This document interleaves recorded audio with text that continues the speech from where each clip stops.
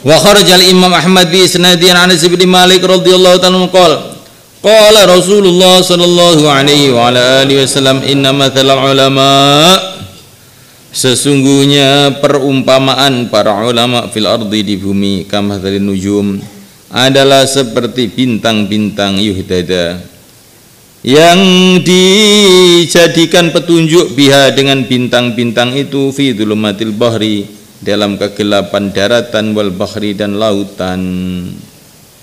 Di zaman dulu kalau orang itu kebingungan di daratan atau di lautan, maka melihat bintang. Oh, bintang itu di utara itu. Memang kita ini kalau mau ke selatan harus balik arah. Oh, bintang itu ke timur. Kalau kita mau ke barat harus balik arah.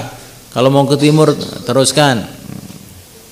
Jadi zaman dulu itu ya, belum ada kompas, maka orang itu mencari arah dalam perjalanan di laut atau di daratan, padang pasir, itu dengan bintang-bintang. Begitulah para ulama, mereka itu adalah petunjuk-petunjuk jalan di saat orang dalam kebingungan. Maka kita ini harus senantiasa dekat dengan para ulama supaya nggak bingung. Kalau kita ini hidup jauh dari para ulama, maka nanti kita ini nggak tahu arah, mau ke timur, mau ke barat.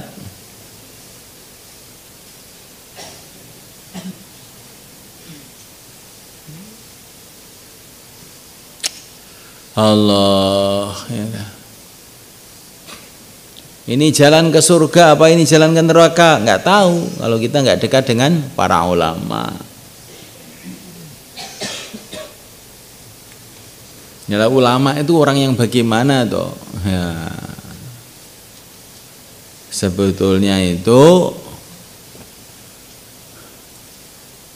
ada tanda-tandanya itu. Innama yakhsyallah min ibadihil ulama. Tandanya ulama itu orang yang senantiasa takut kepada Allah.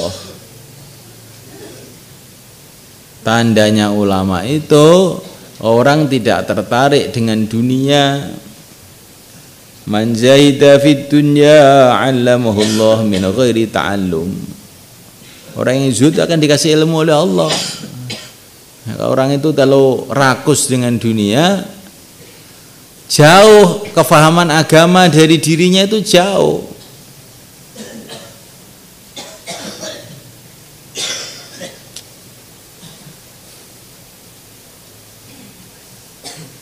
Dzalika fadlullah yu'ti man yasha. Semoga Allah sediakan begitu. Faidan tomasat, bila telah hancur, telah runtuh an-nujumu, bintang-bintang, ausyaka, maka sudah dekat angtadilla, untuk tersesat, al-hudatu, petunjuk-petunjuk jalan. Petunjuk jalan itu maksudnya orang-orang yang mengikuti ulama itu. Petunjuk jalan itu tahu jalan dari bintang-bintang. Kalau bintangnya runtuh, petunjuk jalannya pun akan sesat juga. Maka mencari ulama itu penting. Bagaimana kalau kamu sungguh-sungguh, nanti Allah akan temukan. Al-arwahu junudun mujannadah. Arwah itu arwah manusia itu oleh Allah jadikan bersambung-sambung satu sama lain. Kalau kamu tuh niatnya memang hidup ini untuk cari ridho Allah, betul-betul, nanti Allah akan temukan kamu dengan ulama-ulama yang menunjukkan kamu kepada ridho Allah. Tapi kalau kamu tuh memang tujuannya dunia, nggak akan ketemu nanti.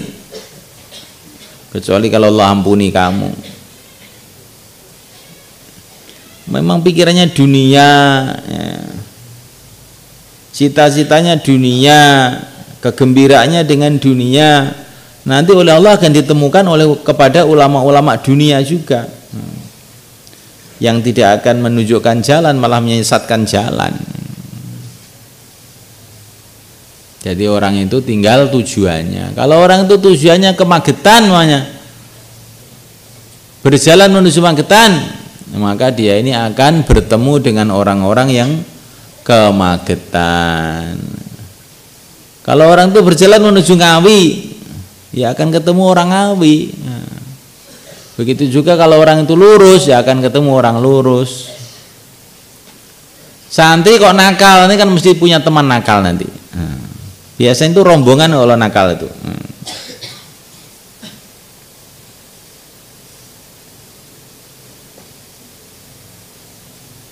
Teman-teman saya itu nakal tapi saya itu baik, bohong.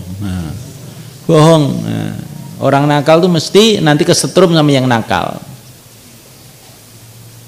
Kalau orang rajin juga nanti akan cenderung kumpul sama yang rajin. Maka kamu itu jadilah santri-santri yang lurus, nanti kan kumpul yang lurus. Insyaallah ya. Jangan kamu kira kalau di pondok lurus semua, belum tentu. Zaman Nabi aja juga ada orang munafik kok. Maka di mana-mana itu ya senantiasa ada orang lurus, ada orang tidak lurus. Kalangan santri begitu, kalangan orang dakwah begitu, kalangan apa saja mesti ada orang lurus, ada orang tidak lurus. Maka jadilah kamu orang lurus, nanti akan ketemu orang-orang lurus pula. Wa kharaja Tabarani bi isnadihi an Ibnu Abbas radhiyallahu ta'ala anhuma qala Rasulullah sallallahu alaihi wa ala alihi wasallam, ulama'u hadhil ummah, ulamanya umat ini, rajulani adalah dua laki-laki. Yang dimaksud ini bukan jenis kelamin, ya dua laki-laki atau dua wanita sama aja, dua manusia, dua jin sama aja. Di rajul di sini yang dimaksud itu dua jenis, gitu, dua jenis orang yang punya amalan yang akan disebutkan ini. Jadi bukan ulama itu mesti laki-laki, tidak, ulama perempuan juga bisa. Sayyidah Aisyah radhiyallahu ta'ala anha itu ijma itu ulama besar, malah perempuan. Rajulun adalah orang atahu yang telah memberinya Allah ilman ilmu, fabadalahu, maka dia telah mengajarkan ilmu itu linnasi kepada manusia, walam yakhud, dan dia tidak mengambil alaihi atas ilmu itu tama'an, keinginan dunia. Jadi dia mengajar ikhlas karena Allah, bukan untuk mendapatkan keinginan dunia, disanjung biar dipanggil kiai, ustadz, hafidh, mufti, maulana. Walam yashtari, dan dia tidak membeli bihi dengan pengajarannya itu samanan, harga, dia tidak minta upah. Yang terbaik jangan minta upah. Kalaupun minta upah dalam mengajar, menurut Al-Imam Asy-Syafi'i radhiyallahu ta'ala anhu boleh, tapi tidak yang paling baik, tapi boleh. Ahaqqu ma ta'khuduna 'alaihi al-ajr kitabullah. Karena ada hadis, pekerjaan yang paling layak kamu mengambil upah darinya adalah mengajarkan kitabullah. Jadi karena hadis inilah Imam Syafi'i berpendapat bahwa ngajar itu mengambil gaji itu boleh, tapi itu bukan yang terbaik. Para ulama mengatakan supaya kamu mengambil gaji itu tidak menghancurkan pahala amal kamu, maka niatlah mengambil gaji untuk bisa ngajar. Jangan kamu ngajar untuk bisa mengambil gaji. Paham? Mengambil gaji untuk apa? Supaya saya itu bisa terus ngajar. Bisa untuk beli bensin, bisa untuk makan, sehingga saya ini bisa terus ngajar. Jadi gajinya itu supaya dia bisa ngajar. Jangan ngajarnya supaya bisa dapat gaji. Itu namanya tidak ikhlas kalau ngajar supaya dapat gaji. Tapi kalau ambil gaji supaya dapat ngajar, insya Allah itu kalau benar dari hati loh, itu insya Allah tidak akan merusakkan pahala amal kita.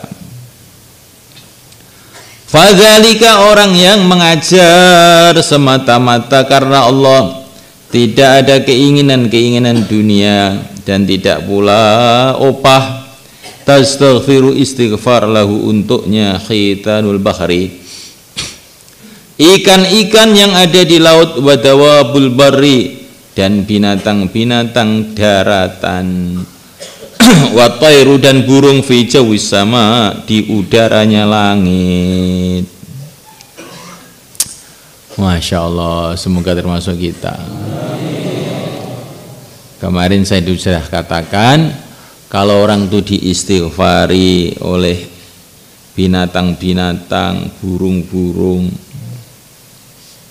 bahkan dalam hadis yang dulu para malaikat juga istighfar, maka orang tadi akan senantiasa beruntung dalam kehidupannya. Karena orang itu berbentur-bentur dalam kehidupannya, nabrak sana nabrak sini, selalu gagal dalam usaha-usahanya.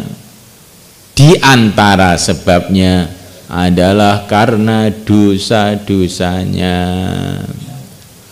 Kalau orang itu diistighfari para malaikat, binatang-binatang pun istighfar untuknya, pasti hidupnya akan jadi mudah.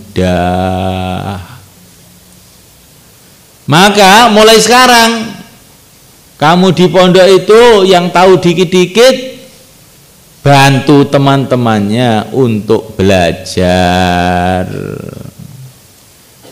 Yang tahu tajwid, ikhfa, idhar, makharijul huruf, jangan pelit, jangan nanti, sekarang juga ajari teman-teman kamu yang tidak tahu. Yang sudah hafal ghairul munsharif, nah, ajarkan kepada orang-orang yang tidak hafal. Nanti kalau itu kamu ajarkan karena ikhlas semata-mata karena Allah, kamu diistighfari para malaikat, binatang-binatang istighfar untuk kamu. Masya Allah, sampai burung-burung. Kamu akan menjadi orang yang selamat.